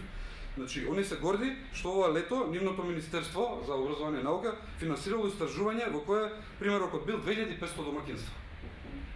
Значи, има, еве, 5 страни колегите што ќе си презентираат од истражувањата и они се горди што на посебна вредност на овој собир е фактот што своите трудови ќе ги образложат 12 млади истражувачи соработници. Што да ви кажам, ми се плаче. Чи можам да бројам уште многу вакви работи. Чи 10 години си изнагледав се и сешто. Еве додам поред, ќе биде тоа фактографски, не знам. Значи, у Србија имаат моите колеги, во Романија имаат буџет. Бев член на проектот што беше нарачен од Солана, со професорката Мери Калдор, бев еден од истражувачите, со главниот истражувач, плюс истражувач, која се правеше доктрината за human security во Европа. Значи, еве ви кажам во кој проект. Значи, се отвараат врати, може да се работи. Само тука никој ништо не дава. Зошто не дава? Не знаат ли? Еве, ме плаќаат, не ме користат. Не сакаат ли? Не знам. Како треба? Па како треба? Еве ќе ви кажам, вчера добив овакво податок, испринтав. Значи, еве ги фактите. Ова што е ова? Сега ќе ви кажам што е. Pocket book on the enlargement countries, Eurostat. Значи, научен кадар во Македонија 2007 е мерено, 674. Нормално, они под ова сметаат и во бизнес секторот research, во government sector research, high education research и non-profit сектор research 674. Сакате Хрватска да знаете колку има? 11.000. Сакате да знаете Црна Гора колку има? 3,7 истражувачи. Македонија има 674 луѓе што се бават со research and development. Вклучувајќи го и научниот, вклучувајќи ги и тие 0,0 не знам општествени колку и да сме. Абсурди, што да ви кажам, ми се плаче исто. Овакво, што е наша работа? Јас како се чувствувам, што работам јас? Има, еве како мојата ја 5 работи морам да правам. Ако сакам да се исполнам апсолутно мојата функција, мојата мисија, она што сум сонувал кога сум имал 10 години. Јас морам да предавам. Треба да истражувам, за да имам што да предавам, треба да работам со млад научен кадар, треба да бидам активен во јавноста, ама под јавност разбирам и публикации, и настап на телевизија, и дебати вакви, чи комплетно ако јас и да имам интегритет. Значи, оваа петка би не направило активни учесници во, значи јас треба да имам. Многу е лесно да сте професор денес, земете, купите 3 учебници, научете ги, предавате на кој сакате универзитет. Но ако немате ресерч, ако не работите со млад кадар, ако не сте со години во таа дејност, ако немате интегритет да излезете да кажете ништо. Јас работам на универзитет кој е конзервативен, кој има, како да кажам, да го критикувам универзитетот малце, конзервативен, инертен, старомоден, кој во времето кога јас студирам старите професори има многу погрешни вредности, морам да кажам, да не ги офирам повеќе. Чи не можам да се пофалам дека имаме два вида на спишис, на видови на нашиот универзитет. Имаме во овој момент безработници и цицачи. Значи тие се многу добро работат со владата. Јас за жал не сум од нив и немам никаква корист. Значи добиваат проекти, можам сега да ви кажам, да беа они тука ќе кажат, вие имате добиено проект, вие имате, сите се блиски до владеачката партија и тука да прекратам. Значи нема наука во Република Македонија, зашто нема кој да ја произведе, затоа што немаме ресурси за истражување и затоа што е тешко да се прави. Во овој момент и да ги доплирате истражувачите, вклучувајќи ги оние околу што работат, не знам, у тој сектор, да ги дуплирате и треба минимум 10 години да произведете знаење. Што треба ние да правиме со оваа петка? Да произведеме употребливо знаење и тоа знаење да се употреби. Каде? Во иновации, во економија. И они викаат сега образованието не чинело, а економијата е нула. Имаме министер со нула импакт фактор. Имаме министер или имавме што штета прави. И мислам тоа е контраст и апсурд. Ама што да правиме? Значи, што не се истражува? Каде треба ние да истражуваме? Што се случува овие денови? Гледате каков процес, знамења се веат. Какви знамења се знаат? Што се? Тоа плаче за истражување. Ама истражување во кое ќе дојдеме до нешто во кое не може оваа партија да го употреби, да не го, кој ќе биде common knowledge, common good, за сите добро. И јас во овој момент немам што да истражувам, затоа што немам никакви ресурси. Инаку патувањето во Букуреш не ви кажав од мој джеб го плаќам. Ако сакам да одам во Белград, јас сам ќе си го платам. Да не ви кажам какви се платите, тоа е друга приказна. Етничките односи. Пред неколку години водевме битка, Институтот Отворено општество има повеќе пари вложено во тимови каде јас што сум истражувал нешто, него отколку науката. Значи две истражувања правевме за верското образование, кога една нахална структура, што се вика црква, да не минувам која, сака насилно преку политички методи да ви влезе таму каде што не е местото. И се боревме 2 години. Борбата беше млака, немавме многу мок, но на некој начин успеавме еден процес да го застаниме и други структури помогнаа.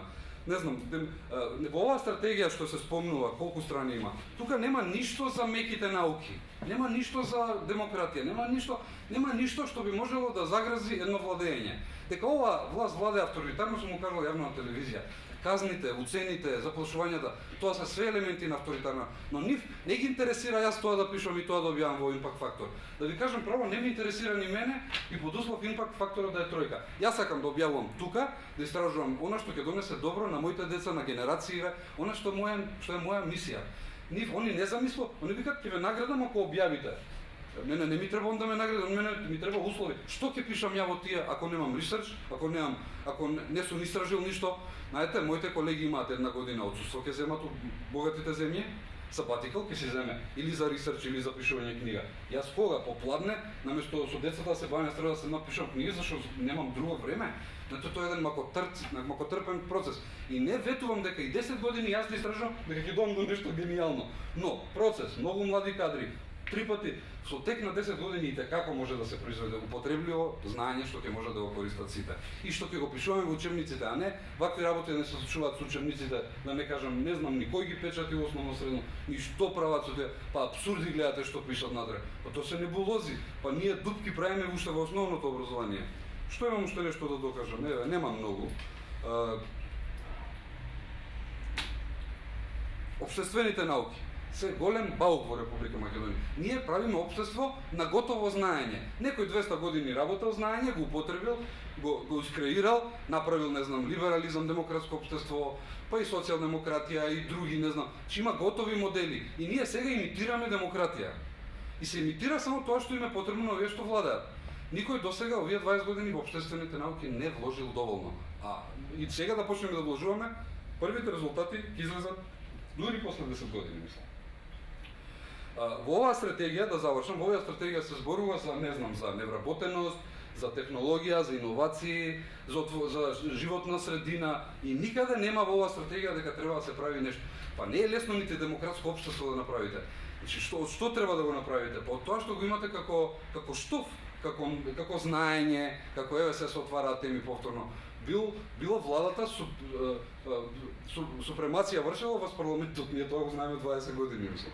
И тоа сме го пишувале. И што од тоа?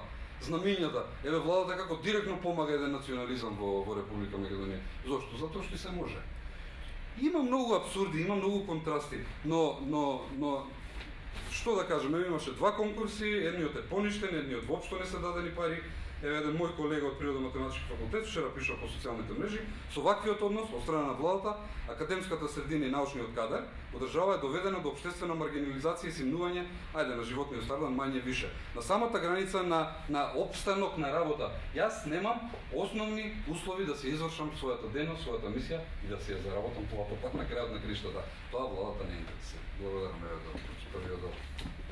Ви благодарам, професор Атанасов, сочно го образложите проблемот и вашето искуство. да ја вклучиме сега и публиката. Добрите интересни и провокативни сознанија. Ако некој заинтересиран да праша нешто, да се вклучи во дебата.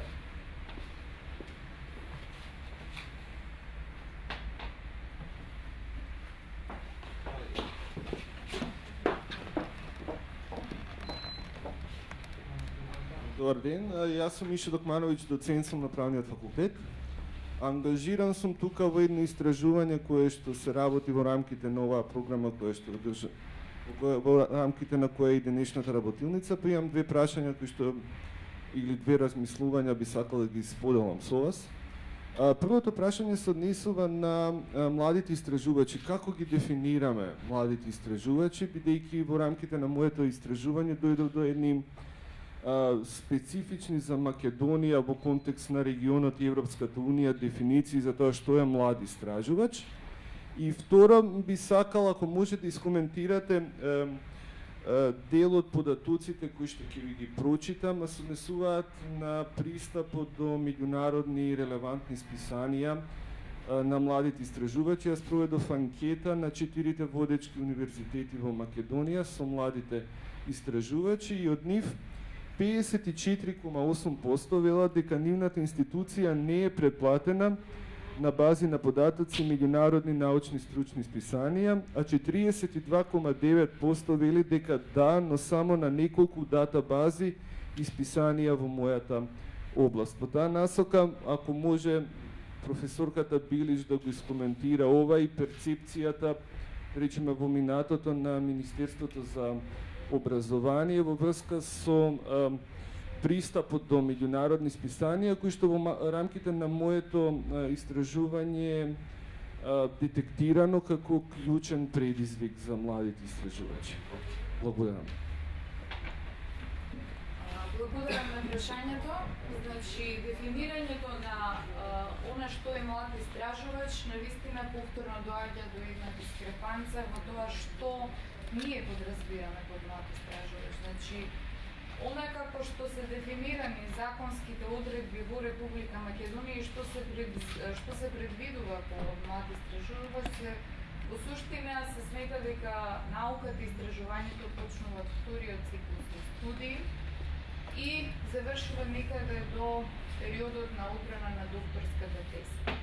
Но тоа е она мислење кое што во Македонија преовладува и кое што токму во овие конкурси, кога се мисли на млад истражувач, се смета за студенти, сега можам слободно да кажам студенти или кандидати на втори и трет циклус на студии, кои што работат истражувачи.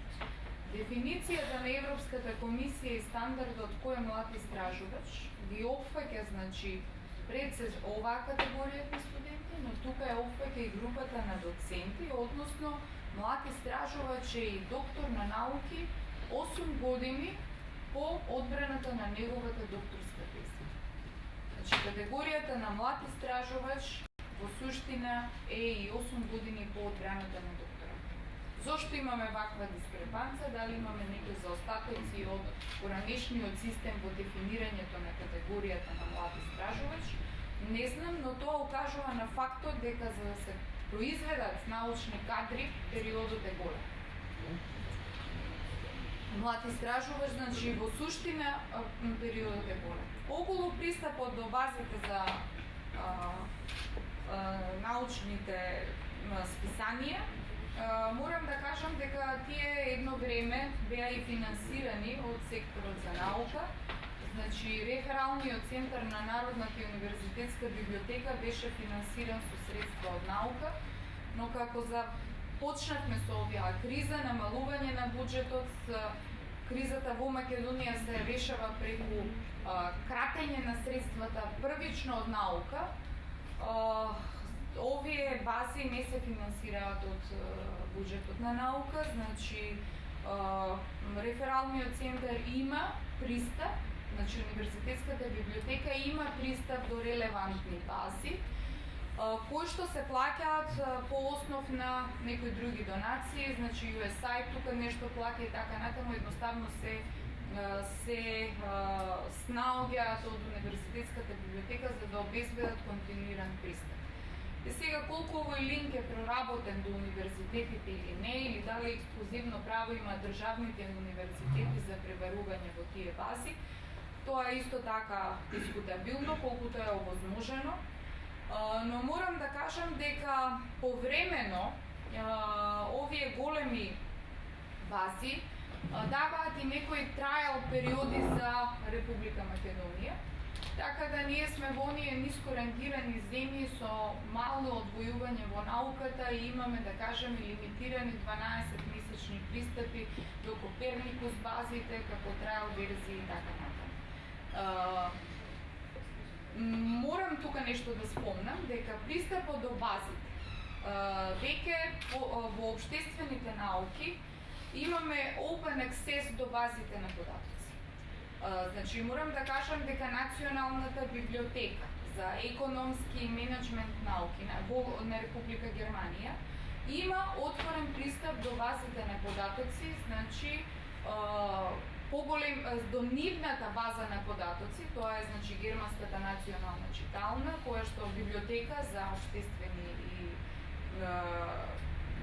за економски и менеджмент науки, организацијски науки, но тоа се само значи апстракти за учество во конференции, одредени журнали или журнали нацрт текстови пред публикување, но кон одредени бази лимитот е рестриктивен. Кога се зборува до базите на податоци, мораме да кажеме дека сите овие журнали се комерцијална и економска категорија. Што значи мораш да платиш за да ги користиш. И морам да кажам едно ново искуство, еден светски тренд. Јас сум член во КОСТ, во програмата, значи тоа е програма на Европска комисија финансирана од Европска научна фондација, каде што значи го покривам доменот за општествени и хуманистички науки. Полека примерот на open access кон базите на научни списанија, кој што започна со општествените науки, полека овој тренд се проширува и на другите науки, затоа што импакт факторот кој што сега е ставен на европско ниво како критериум за рангирање, класификација и промоција на научниот кадар не се случува во Македонија, значи овие закони кажат дека се европски закони и европски модел, но тој во суштина импакт фактор е фактор на цитираност. И доколку сакате да вашиот журнал биде цитиран, треба да му обезбедите open access. А со самата цитираност ќе дојде постепено импакт фактор. Но она што во последните година-две се појавува, бидејќи секоја база си е посебна, Коперникус базата, Science базата, Thomson, Reuters, така натаму, сега почнува да се појавува еден друг фактор, а тоа е, да кажеме, ќе видите вие Коперникус фактор 3, нешто, но импакт фактор журналот нема. Тоа значи дека во рамките само на таа Коперникус база, тој е цитиран 3, не знам колку, но тоа не е релевантниот импакт фактор. Тоа е, мислам дека едно прашање за една сосема поинаква и тема, дискусија, дебата, бидејќи тука се отвараат многу веќе комерцијални игри, каде што, да кажеме, вие имате, сте напишале труд, сакате да го објавите, што вика колегата, јас и не знам кој е импакт фактор, и јас навистина не гледам импакт фактор, бидејќи тоа е многу тешко.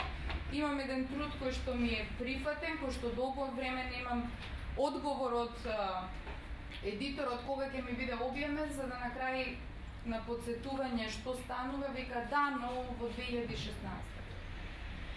Затоа што веќе редицата на чекање е долга во тие фактори и веќе се токму за да добијат овој импакт фактор, кој што кажувам дека е европски стандард како поставен европски критериум во законите за целиот научен кадар, вие се сретнувате, да кажеме, со журнали во кои што ви бараат 17 референции, од кои што 10 мора да бидат цитати од нивната база, значи, да кажеме, се влегува во една игра во кој што самите тие билдаат импакт фактор преку цитираност, значи импакт факторот е цитираност и сето тоа е комерцијално и сметам дека постепено, по примерот на базите за општествени науки, ќе почнат и останатите науки, како што се, да кажеме, пред се природните и биотехничките науки, да ги отвараат своите бази, затоа што ќе останат надвор од овој тренд на поведување на импакт. Се надевам дека ви одговори во подробност.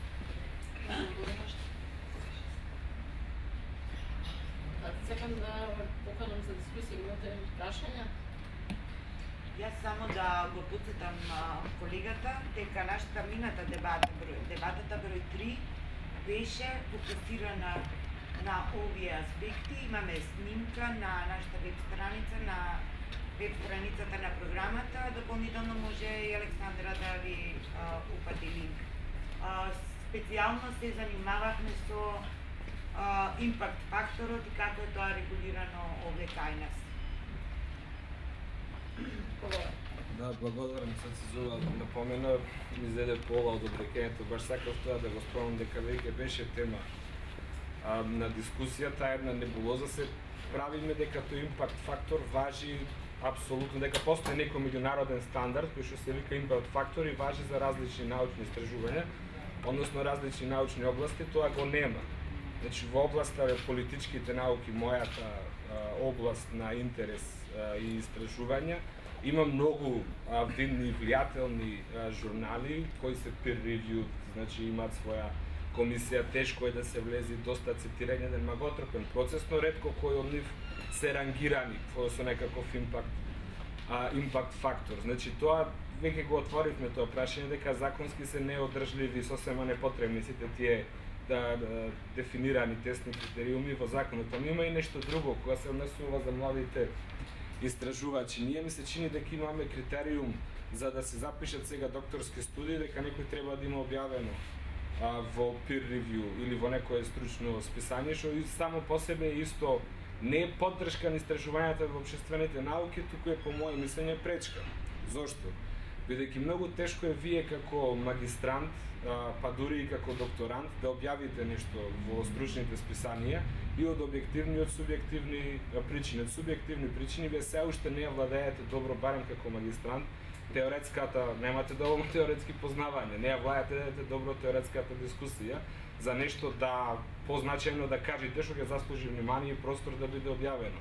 Понатаму методолошки доволно не ги владеете техниките на истражување, бидејќи тоа во голем дел ни на прв степен на постдипломски не се учи, бидејќи не е некаков предуслов, но за научна работа е предуслов. Понатаму и последна работа, пишувањето, научни трудови е исто тертип, е не налбанска, ама занаетчиска, најаснавска работа која се учи веројатно во последниот степен. На студија сосема поразлично, не е тоа како некоја семинарска што треба да ја напишете на факултет или на постдипломски студии. Така да од тој аспект, тоа е една, ми се чини, објективна пречка. А сега ова сето беше кажано дека општествените науки сигурно не треба, но за нив е потребно многу помалку средства за развој отколку техничките науки, базите на податоци се клучни. Ама јас сакам да нешто беше кажано од професорот Танасов за потребата за мобилност и размена на искуство и одржувањето на истражувачки мрежи, ама има и други работи за кои што за жал не се одвојуваат средства, не се тоа големи средства, тоа се за дополнителна едукација која ќе биде вон она што може да се добие на универзитетите во рамките на формалните програми.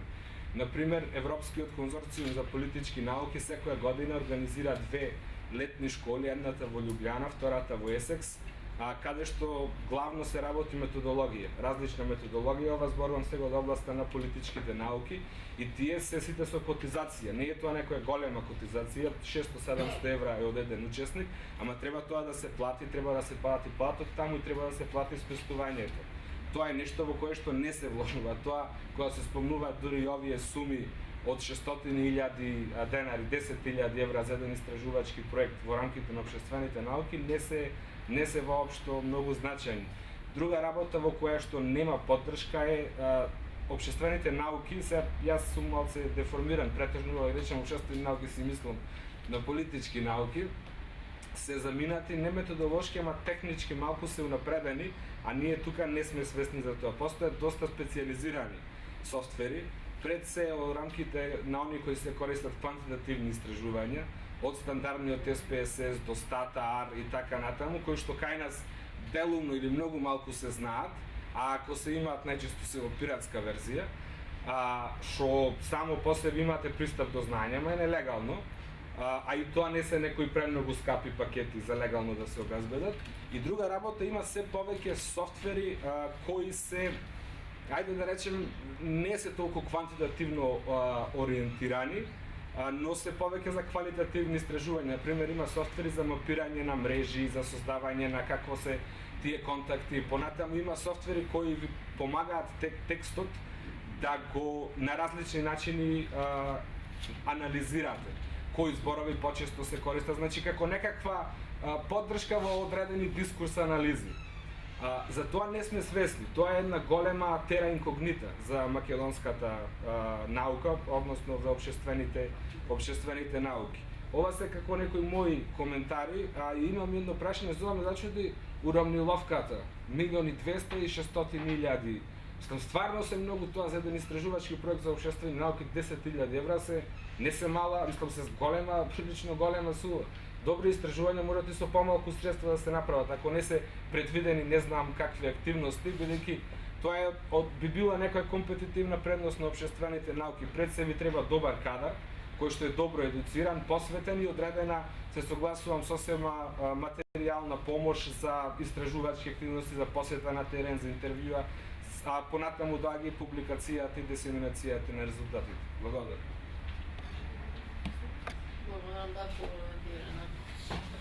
Оно што не успев, иска да кажеме дека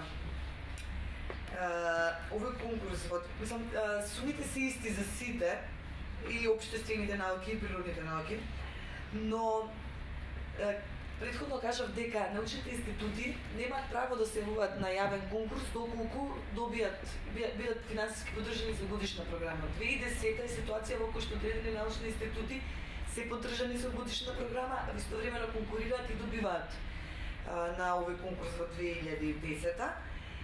Сега, веројатно заради тоа што е многу подоцна спроведен, и знаењето дека во 2011 веќе нема да можат да бидат поддржувани овие институти со годишните програми, им е дозволено со толкав обем. Од вкупно 50 и нешто, 28 од селектираните проекти се општествени хуманистички науки. Тоа е рече се половина, 50%. Ама ако видите од овие 28, 23 се проекти на институтите.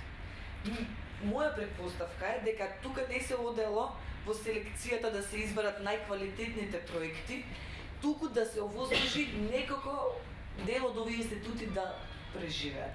И дека веројатно во ставките за истражувањата стојат се ставени режимски трошоци, грејење и така натаму, и за тоа се веројатно толку.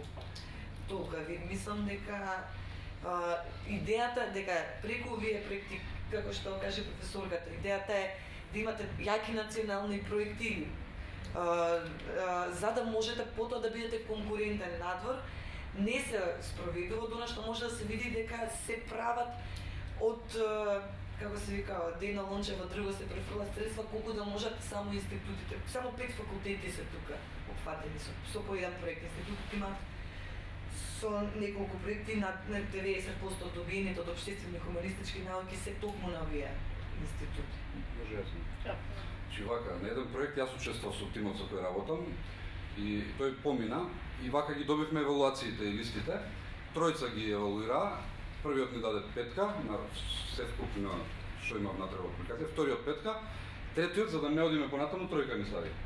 Нас не тргаат од листата. Така се добиваат проектите. Чи политички. Чи некој одредил таму, дали по институти или по подобни кадри, мислам тоа е начин на градење на науката што е апсурдно. Инаку бев дел од тимот што го евалуираше внатре сам Кирил Метод, имавме евалуациона комисија, цела година работевме, издадовме една книга, можеби некој ја видел. Во таа книга ја направив неколку дела, едниот податок е следен дека од Кирил Методи само 120-130 студенти во текот на една или 2 години, како со Еразмус програмата, присуствувале еден семестар некаде. Благодарејќи на тие билатерални програми со Италија, со Словенија, со Хрватска и Австрија, мислам. И многу мал број на млад кадар почувствувал, осетил, освен овие што да целосно таму да се школуваат. Многу малку е таа мобилност. Ако Болоња беше за мобилност, минимум е направено, многу малку.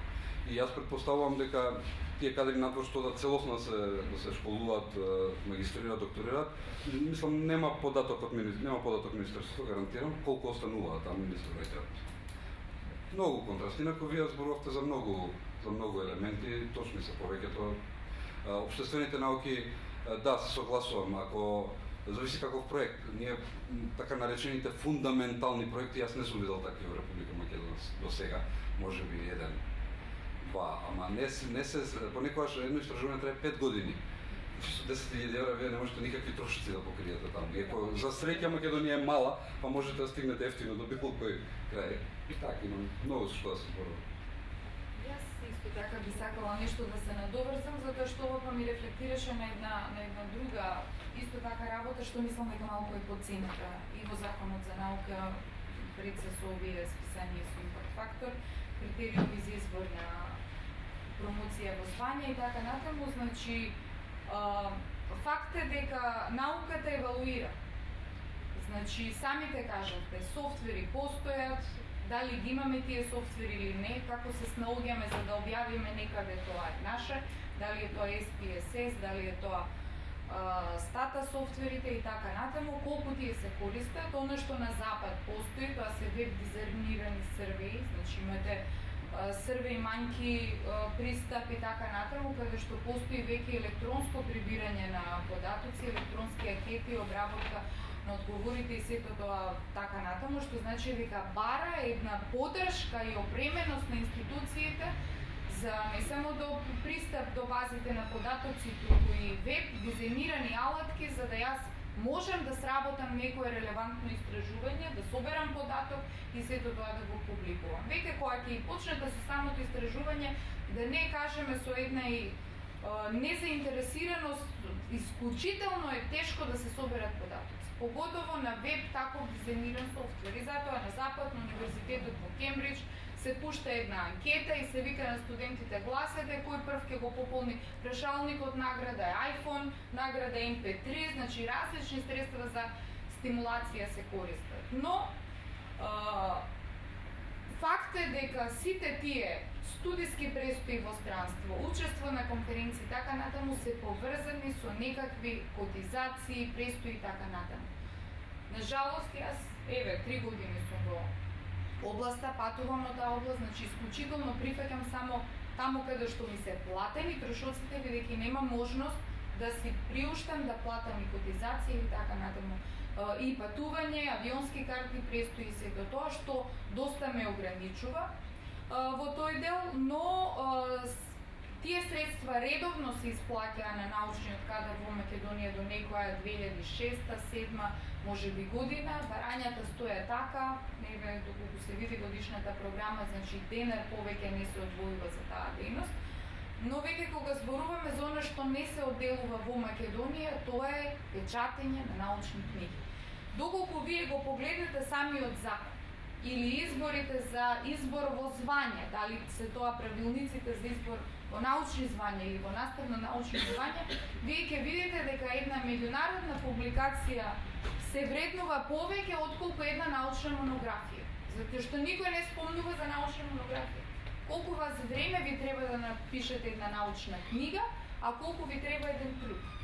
Што значи дека ова што се, бидејќи нашите општествени науки еволуираат, имаме нови моменти кои што се интересни за истражување, нови состојби, значи воопшто научната монографија и стручната монографија не се фаворизира, дури не се ни спомнува.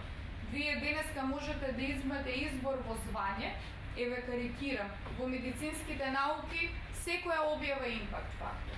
Дури и македонското ревју за медицина е со импакт фактор. Значи со 2 објави во импакт фактор можете да имате предвремен избор, а некој кој што пишува научна книга не му се вреднува, бидејќи законот не предвидува научни монографии, стручни монографии и така. Благодарам, имате и уште прашање?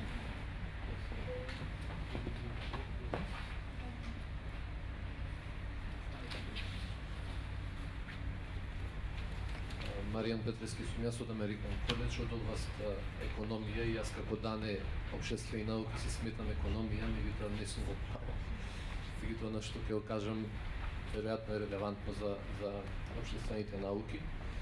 Значи дебатата тука се сведе на она што Министерството го прави или еве пошироко гледано за финансирањето на научно-истражувачката работа и јас се согласувам дека тешко е да правите научно-истражувачка работа без таа да биде финансирана во најмала рака материјалните трошоци. Меѓутоа, професорот Атанасов се осврна на еден елемент во научно-истражувачката работа кој што, вака би го кажал народски, мерак да истражуваат. Значи, мислам дека истражувачот пред се треба да го осети и да го валоризира тој елемент на задоволство кога ќе биде поканет на меѓународна конференција, кога некој ќе ве најде вас на крајот на светот да одите некаде и да представите нешто, да говорите нешто. Кога вашиот труд ќе се појави во меѓународно списание и така натаму. Сега, значи, дилемата ми е дали во општествените науки во Македонија постои тој елемент на мерак по научно-истражувачката работа. Значи, мојот впечаток е дека начелно не. Еден показател би бил колку предлог проекти, research proposals, се поднесени за FP7. Знаеме дека фазата на research proposal не нуди финансиски надомест, меѓутоа за да дојдете до финансискиот надомест, вие мора тоа да го поминете. Сега што ќе ве води тогаш? Мора да ја води тоа задоволство што потенцијално го чувствувате према научно-истражувачката работа. Сега сосем накратко би ценел ако го споделите размислувањето за тоа дали можеби, ако го тргнеме Министерството на страна, дали самите универзитети, научни институти и така натаму не треба да најдат некој механизам со кој што би ја поттикнале научно-истражувачката работа, значи во оваа смисла. Да ги мотивираат посебно младите истражувачи малку повеќе да се инволвираат во научно-истражувачка работа без при тоа да размислуваат за финансиската страна. Ако ова се случи, финансиската страна ќе дојде порано или покасно.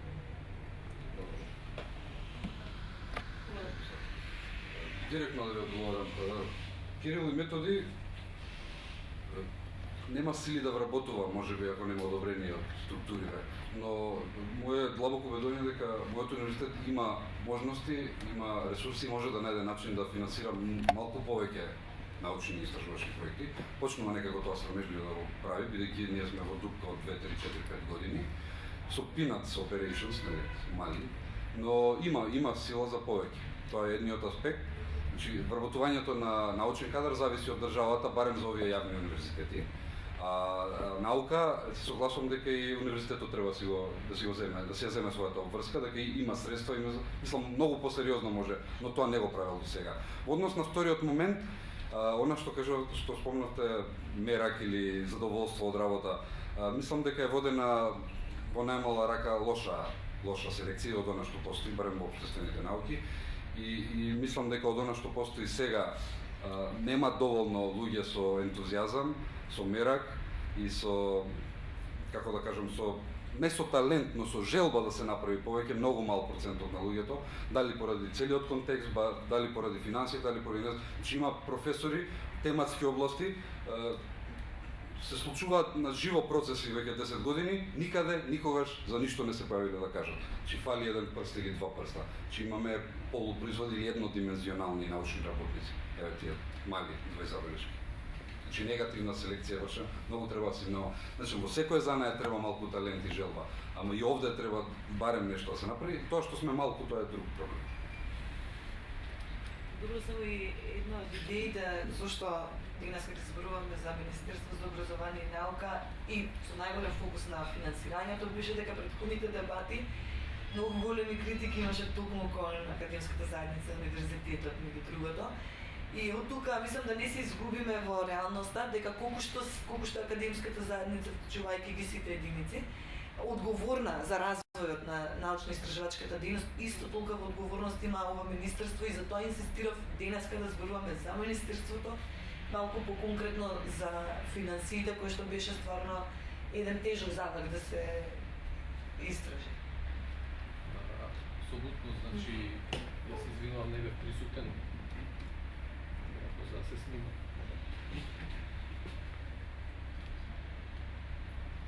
Значи јас се извинувам што не бев присутен на претходните дебати, верувам дека и дискусијата отишла и во оваа насока, ниту пак сакам да го брана Министерството, напротив се согласувам со се што беше кажано. И јас самиот имам проект поднесен во 2011 и се уште ние чекаме, веројатно нема ништо да биде од тоа, значи јас имам откажано. Меѓутоа ме инспирираше професорот Атанасов со дискусијата, па затоа во таа насока дискутирав и комплетно се согласувам, меѓутоа тоа имплицира дека последиците од сето тоа ние ќе ги трпиме уште 20 години најмалку ако почнеме сега да правиме добра селекција, што не верувам дека се случува или дека ќе се случи на суд. Се една од причините зашто беше важно да зборуваме за овие конкурси, национални истражувачки проекти, вие го спомнавте FP7. И знаете и самиот, веројатно, колкав макотрпен процес е самото аплицирање. Ако не само оваа стратегија, програма, туку и самиот министер детектира ниско ниво, сериозно ниско ниво на научно-истражувачка дејност во Македонија, како ако не преку ваква поддршка, бидејќи знаеме дека е многу полесно да се аплицира на овие конкурси на Министерството, како инаку ако не така етапно ќе градиме научната реалност. Во таа смисла зборувавме овдека конкретно за националните проекти за финансирањето. Според мене мислам дека ако е таква состојбата со истражувачката дејност во Македонија, тогаш не може со ваков закон и да рез веднаш. Може би ова се начините етапно да ги градиме капацитетите. Само сакам да кажам едно искуство кое што го имам од Република Србија. Значи, во националната програма ќе видите има податок, огромен буџетски податок, колку финансира Србија. И ако се споредат податоците за success rate на Србија, ќе видите дека тие се доста големи. Значи 0,3% од бруто домашниот производ издвојува Србија, тоа се само буџетски средства, а до 2015 има процента 91,05. Значи, доколку вашиот проект биде селектира, значи го помине првиот трешхолд во Србија, вие добивате како главен истражувач средства за пишувањето на проект. А ако ја помине и втората фаза од евалуација и вашиот проект биде одобрен финално, тогаш во Србија, освен средствата кои што ги добивате од FP7 за истражување, добивате и национални буџетски средства, што значи добивате и национална програма за истражување. Критериумот по кој што работи Словенија. Значи, во билатералата со Словенија споредуваме рангирања по два различни критериуми и кај нив, значи, секој FP7 проект е придружен со национално истражување и они гледаат да ги дополнат тие средства дали со билатерални, дали со национални проекти. Значи, кај нас кога отсуствуваат сите овие фактори, тогаш апсолутно дека успехот и мотивираноста на научниот кадар да пишува една комплексна FP7 апликација е апсолутно затоа што и поидовното ниво на истражување би многу ниско во однос на она што истражуваат EU27. Само 3 ситници би сакал да додам. Јас неколку пати имам учествувано во тие предлози за FP7. Еднаш бев дел од тимот на London School of Economics, не добивме, бевме шортлисти. Вториот пат со Болонскиот универзитет со една група професори, исто бевме шортлисти, не добивме. И сега сум во една група истражувачи, добивме проект FP7, мислам, турска невладина организација, со една регионална мрежа. Јас не сум главниот истражувачки тим, сум овака од страна, но ете, по некоја случајно зашто добиле турците, веројатно некој води некаква политика. Бенчмаркот европски е 2%, така 2020 година, да биде за research и development. 3, да. Значи сме на 3%. Значи во овој момент Македонија има 0,22 севкупно. Значи ние не можеме никако тоа да го направиме. И ја на овие 5 прсти уште еден ќе додам во мојата кариера од сега натаму, че ќе се борам со сите сили, со цела енергија што имам, со сето знаење, да еден ден некој мој колега има подобри услови за работа и да отвориме можности да Македонија се развива и преку оваа гранка. Можеби не е приоритетна, не е прва, можеби работните места се но врзано е. Не може да не чини образованието, а економијата да е добра.